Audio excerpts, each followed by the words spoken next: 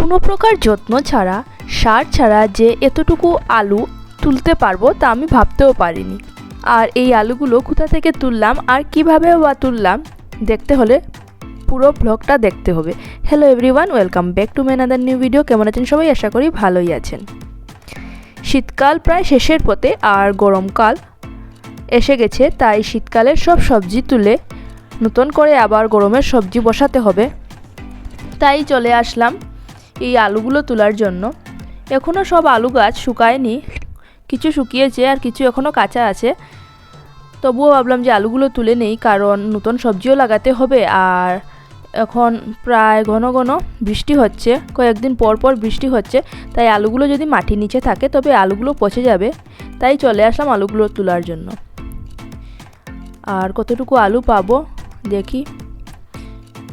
আর এই আলুগুলো কোনো যত্ন করা হয়নি, শুধুমাত্র লাগানো হয়েছে, আর কিছুই করা হয়নি, সারও দেওয়া হয়নি। আমরা শখের জন্য বাগান করি, অল্প অল্প ধরলে ঘরেই খাওয়া হয়। আর ছোটোখাটো একটা বাগান আছে, আপনাদের তো সবার সাথে শেয়ার করেছি আমাদের বাগানটা। আর এই দেখুন আলু বের হচ্ছে, আর সব জায়গাতে আলু ধরেও নি। কয়েকটি গাছে শুধুমাত্র আলু ধরে আসছিল, কারণ গাছগুলো দেরিতে উঠেছিল কয়েকটি গাছ, তাই আলু শুধুমাত্র ধরে আসছিল। আর আজ আলুগুলো তুলে নেওয়া হচ্ছে। আর খুব তাড়াতাড়ি গরমের সবজি লাগাবো। আর কী কী সবজি লাগাবো তা অবশ্যই আপনাদের সাথে শেয়ার করব। অনেক আলু বড় হয়েছে আর অনেকটা ছোটও আছে।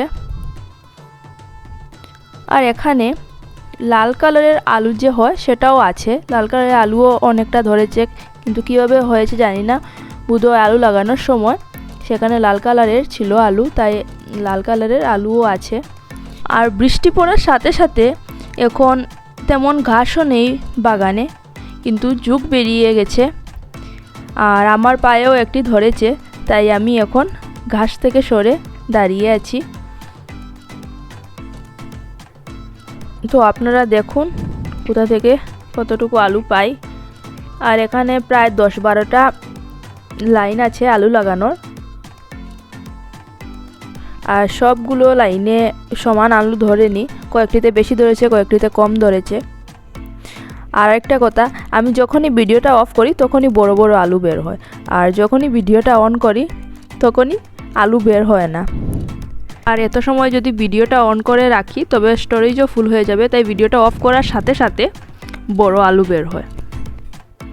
আর আগে বাগানটা ঠাম্মাই দেখতেন, উনি মানুষ দিয়ে বাগানটা খুঁড়ে তারপর যে সময়ের যে সবজি তাই লাগাতেন। আর এবছর উনি না থাকায় বাগানটা খালি ছিল। তারপর ভাবলাম যে বাগানটা খালি রেখে লাভ নেই, আমরাই লাগাই। টুকটাক সবজি আছে সেগুলো আমরাই লাগাচ্ছি। আমরা ভাই বোন মিলে বাগানটাতে গাছপালা লাগাচ্ছি। আর তাই সব জানিও না কিভাবে লাগাতে হয়। আর এই দেখুন এখানে একটি মিষ্টি কুমড়োর গাছও উঠেছে, আর এই গাছটাকে এখানেই থাকবে। আলুর মিডিলে এই কুমড়ো গাছটা এমনিতেই হয়ে গেছে। আর এই প্রথমবার অনেকটা জায়গা নিয়ে আলু গাছ লাগানো হয়েছে। আর অন্যান্য বছর অনেক কম জায়গায় আলু লাগানো হয়, এর থেকে বেশি লাগানো হতো না। আর এবছর অনেকটা জায়গা নিয়ে লাগানো হয়েছে। আর দেখি কতটুকু আলু পাওয়া যায়। আর আলু গাছগুলো তুলবো, তোলার পর গরমের সবজি লাগাবো, আপনাদের সাথে শেয়ার করব কী কী সবজি লাগাই গরমে। আর এই আলুগুলো কেটেও যাচ্ছে। আর এই দেখুন মাটিগুলো বসেও গেছে, তাই আলু কম ধরেছে।